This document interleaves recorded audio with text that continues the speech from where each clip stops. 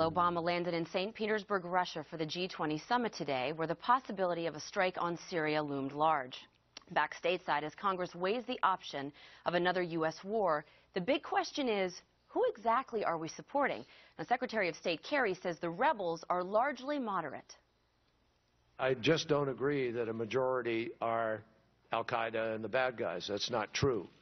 There are about 70 to 100,000 oppositionists, about somewhere maybe 15 to 25% might be in one group or another who are what we would deem to be bad guys. There are many different groups, al-Nusra, al-Shamra. There are different entities, and sometimes they're fighting each other, even now. The general belief, there is a real moderate opposition that exists. But new reporting today from the New York Times raises questions on his claim, as Syrian rebels are reportedly shown executing 7 government soldiers in this picture shown there.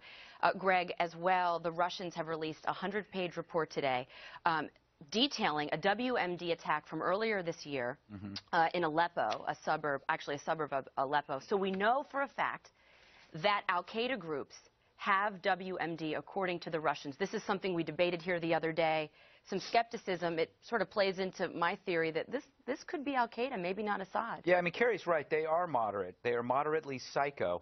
I mean, there's going to be bad guys on any side you choose in a conflict. The question is, how many is too many? It's a decision you make every day when you go on the subway. Our allies in Syria right now are al-Qaeda, highwaymen, kidnappers, and killers.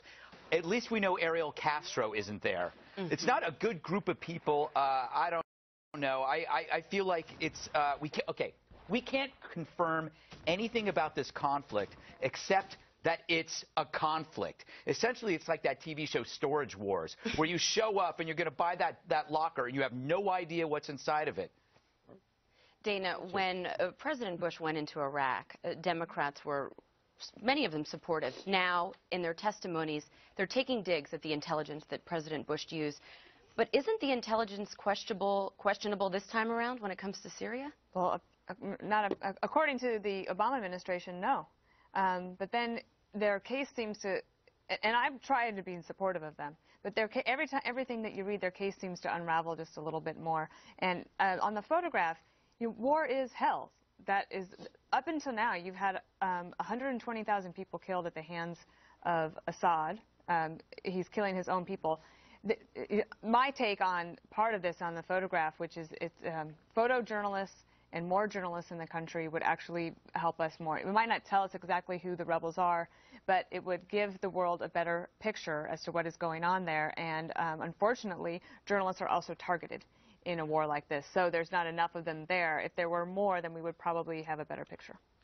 There's also a report, Eric, according to Sky News, that al-Qaeda-linked rebels are targeting Christians in villages northeast of Damascus. And Ted Cruz came out today and he said, why would we bother being al-Qaeda's Air Force? No, I see there's no relish or much today, I have no props. All right. I've been told to keep the props at home today, in the refrigerator today. Yeah, so there's an al-Qaeda group who are part of the rebel forces who are attacking a Christian town. They're actually fighting the town that is a Christian village, let's call it that. But let's underscore what that video, it's not just a picture, there's a video, there's a disturbing video that the New York Times, no less, put out that had an execution-style murders of 7 people. Now, this right there, that thing, if you go online and watch this, it's one of the most disturbing things you'll see. They actually black out the time that the bullets are going into the heads of this, and then they go on to do some really horrible things.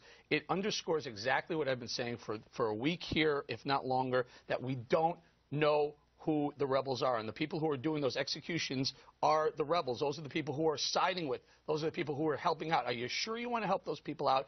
Look, what they did right there violates the Geneva Convention, Bob. It doesn't violate the 1993 Chemical Weapons Treaty, which is what we're using to say we should kill Assad or take out Assad's delivery mechanism. Look, stay out of this thing. Bob, could I play the administration's response to this report? National Security Advisor Ben Rhodes was asked about this. He said the reason they're taking so long is so they can properly vet who is bad in Syria. Take a listen. We obviously condemn any human rights violation by any party. But the fact of the matter is the way in which we've set up our assistance is to carefully vet the people that we're working with. There have been some complaints, for instance, in Congress that it's taken a long time for assistance to reach into the country. But the reason why is that we want to establish not just a pipeline so assistance flows into the country, we want to know who we're working with. And Vladimir Putin says he's a liar. Well, He said think about who's Kerry saying that. He's one of the world-class liars. But he was right about the Boston bombers. let me say a couple of things. One, I think the Obama administration now, in retrospect, should look back and say that they should have been in, and we should have sent arms into the Free Syrian Army, which is the moderate secular wing of the opposition. There are 1,200 groups involved in the opposition. By far and away, the biggest one is the Free Syrian Army. They did not do this. They condemned it. And rightfully so. And also the Free Syrian Army was the one in their area where they were fighting against Assad. They were the ones who took the chemical attack. And the question is, I guess you could argue that maybe the Al-Qaeda sent the chemical weapons at them. I still don't believe that. I think Al-Qaeda and the rest of these guys are blocked in the north and in the south of the country, and they're not looking to do anything but become thugs. But what do you do? How do you respond to the people we're helping are the ones who are executing, well, we're not. execution-style murdering 7 people with their heads down? Well, it's. I mean, I suppose you could say in some ways you're helping them, but I don't buy that. I think that you keep talking as if this is a war. This is a. Hey, I didn't make it up. It's an exercise in humanitarian relief. Is the best I could say. You know what Syria should do to get the U.S. off their back? Look at that video and blame that video. Blame the video. And then the U.S. will say, okay,